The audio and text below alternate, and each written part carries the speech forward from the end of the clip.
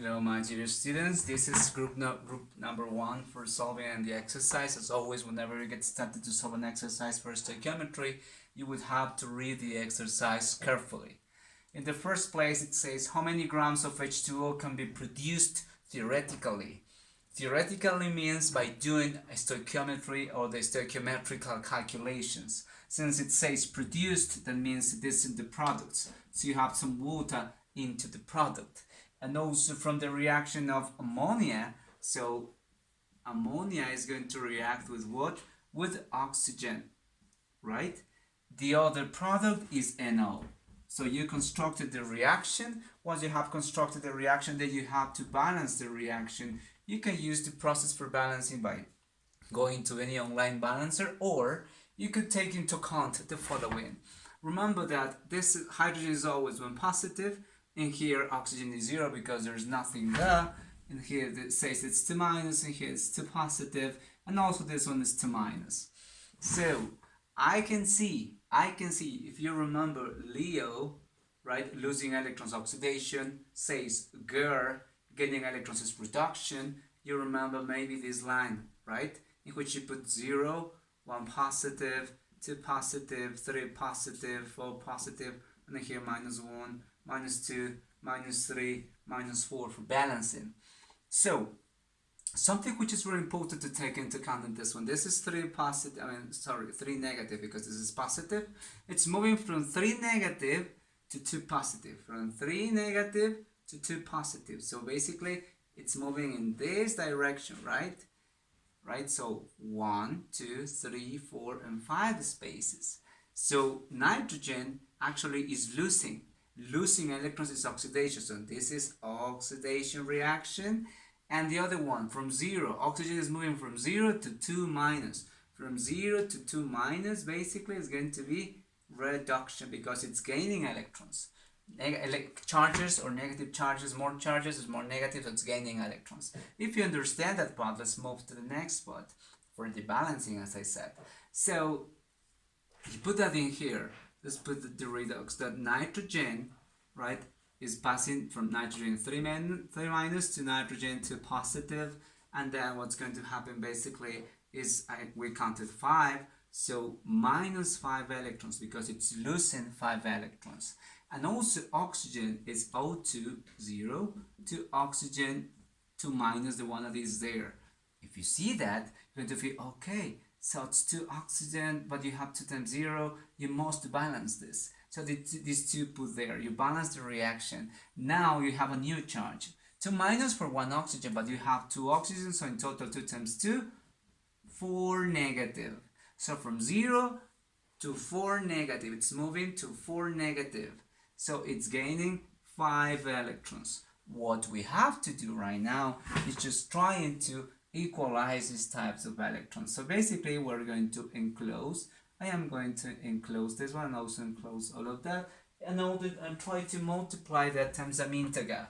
Multiply this times 4 and this one times 5, so I can get 20 in both of the electrons. So you get 4 nitrogen 3 negative, and in here 5 oxygen, right? In here 4 times 5 minus 20 electrons, and then produces that 4 nitrogen 2 positive, and in here you're going to get plus 20 electrons to produce 4 times 2, 10 oxygens, right? 2 minus. If you get that part, we add all of them, cancel the electrons, and then we're going to obtain the following. This is the cool part. 4 nitrogens plus 5 oxygens to produce 4 nitrogens plus 10 electrons, 10 oxygens to minus. Then we just pass those numbers to the reaction. 4 nitrogens where the nitrogen is, 5 oxygens where the oxygen is, 4 nitrogens where the nitrogen is, but it says 10 oxygens to minus. Okay, I have to obtain 10 oxygens on the 2 sides.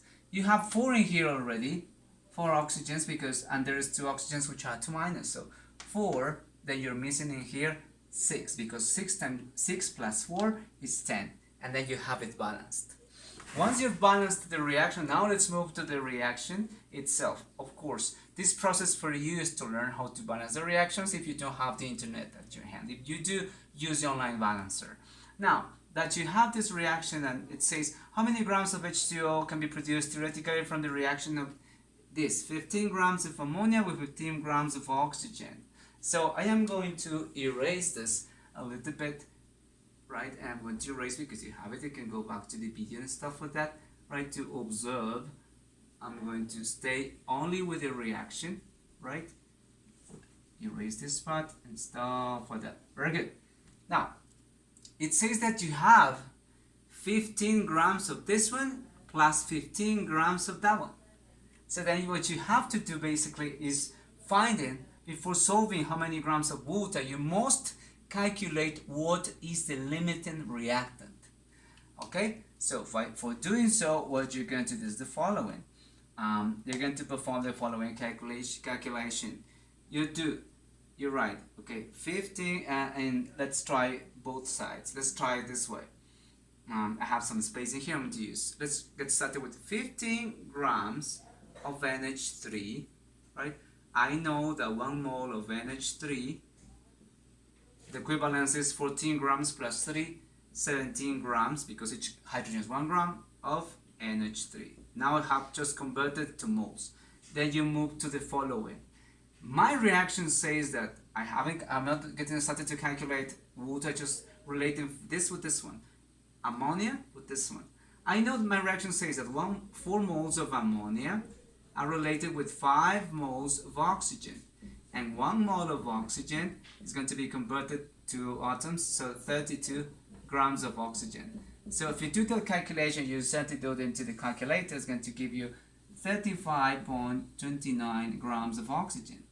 Now, if you analyze, you have 15 grams, which is the data is saying, 15 grams of ammonia, but for reacting those, you need 35 grams of oxygen, but I just gave you 15, so you do not have, so this is not possible this way. Let's analyze now with the 15 grams of oxygen for seeing what happens. 15 grams of oxygen, you do the following. 1 mole of oxygen, it is 16 plus 32 grams, because there's 2 atoms of oxygen. My reaction says that 5 moles of oxygen are related to 4 moles of NH3, right?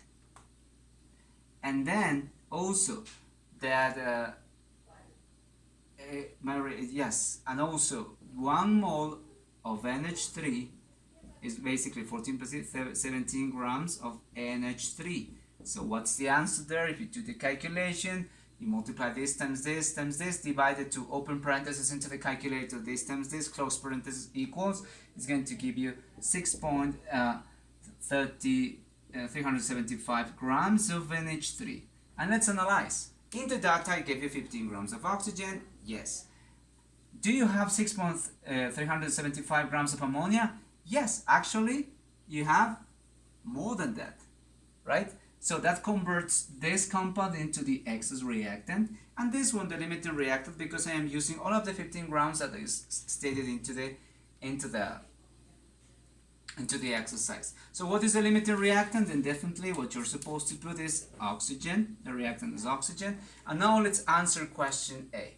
How many grams of H2O can be produced theoretically from the reaction of 15 grams of 15 grams? So we're going to use the limiting reactant. I am going to use the spacing here for the, again, question A. Let's move with question A here. So 15 grams of oxygen, and the same process, transform it to moles. 1 mole of oxygen is going to be converted, 16 times 2, 32 grams of oxygen.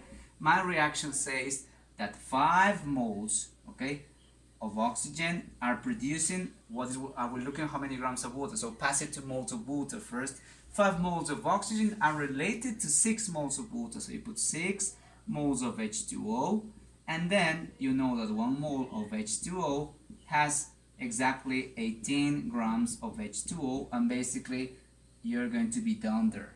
So the answer to that question is going to be 10.125 grams of H2O. That's it. And for question C, it says if you obtain, right, if you obtain 5 grams of H2O, right? If the answer was 5 grams of H2O, let me check and the part of the exercise I gave you. Yes, if you obtain 8 grams of, what is the percentage yield? How do you find the percentage yield? You must put the actual yield over the theoretical yield times 100%. How do you do that?